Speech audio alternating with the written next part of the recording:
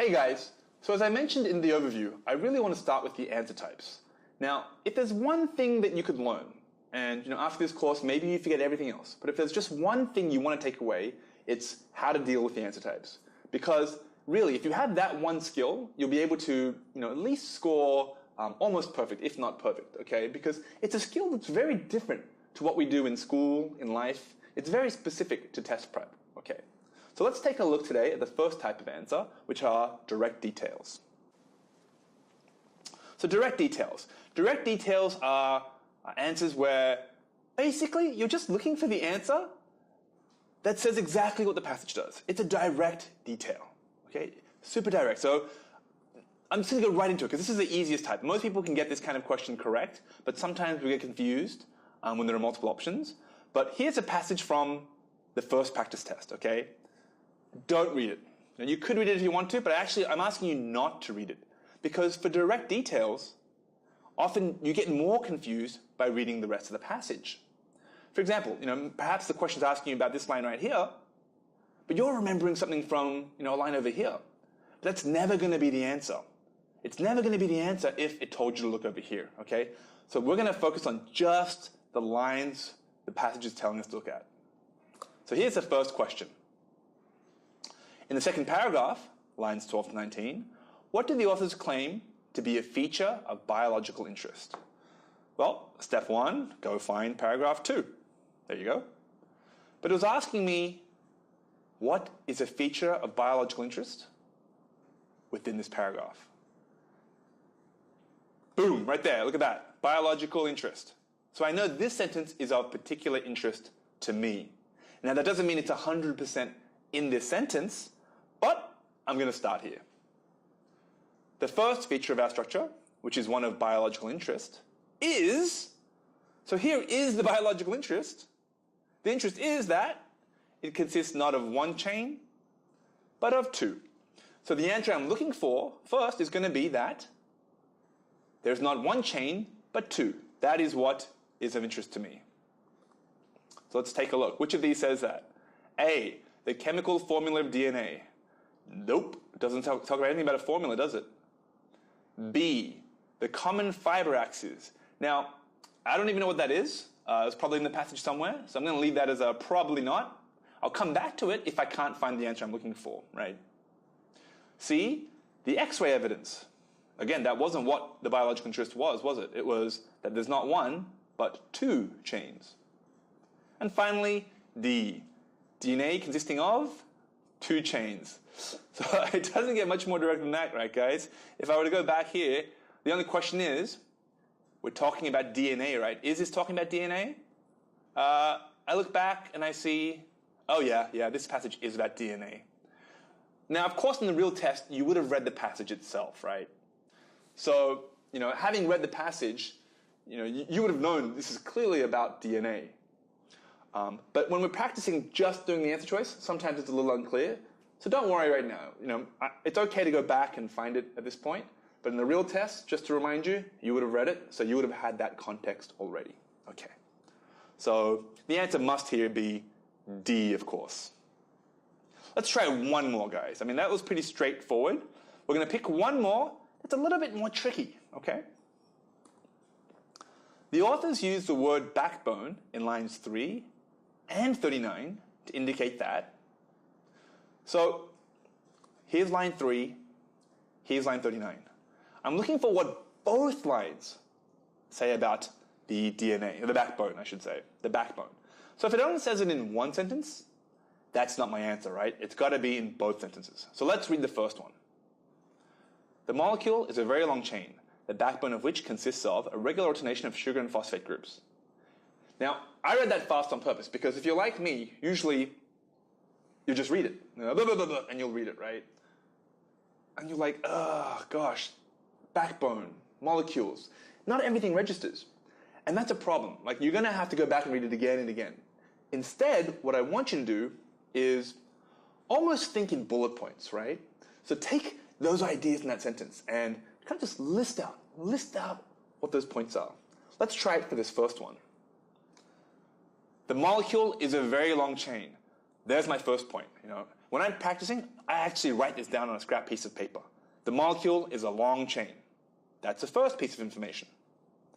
Then it says, the backbone of which consists of a regular alternation of sugar and phosphate groups. So the second detail is that the long chain has a backbone which has a regular alternation of sugar and phosphate. I mean, it's okay if you don't know exactly what that means. I'm not like a chemistry guy, so I don't really know either. But backbone has regular chain of sugar and phosphate. Just write it down for now. Okay. Let's look at the second one. The phosphate sugar backbone of our model is completely regular. So that's the first thing I'm going to write down again. Phosphate sugar backbone is regular. Already I see the same thing, right? It was about that backbone being regular and that the backbone has sugar and phosphate. That seems like the answer to me, but let's double check. Keep reading. But any sequence of the pairs of bases can fit into the structure.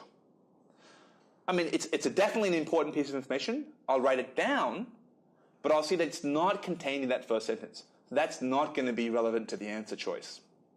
But you write it down anyway, just in case. You never know. Let's look at the answer choices. Remember, what I wrote down that was similar was that the phosphate sugar backbone of this molecule has a regular pattern. Let's check. A says, only very long chains of DNA can be taken from an organism with a spinal column. You know, a lot of people will get confused by this and say, oh, there's chains, there's DNA. Like, spinal column, isn't that the backbone? People think to themselves. But just like I said you have to read the passage sentence very carefully, you need to read the answer choice very carefully too. What does that even mean? Because I see so many kids, maybe more than half my students, might pick an answer like that just because there are similar words in the answer choice. But if I think and I break down that sentence, it says, the long chains can be taken from organisms with backbones. I didn't mention anything about taking chains of DNA from the backbone, right? So that can't be the answer. So I'm going to cross that one off. Let's look at B. The main structure of a chain in a DNA molecule is composed of repeating units. That sounds pretty good, right? It's the main structure, and it said that was the backbone. The backbone, as an expression, means it's the main part, doesn't it? The chain of DNA was mentioned.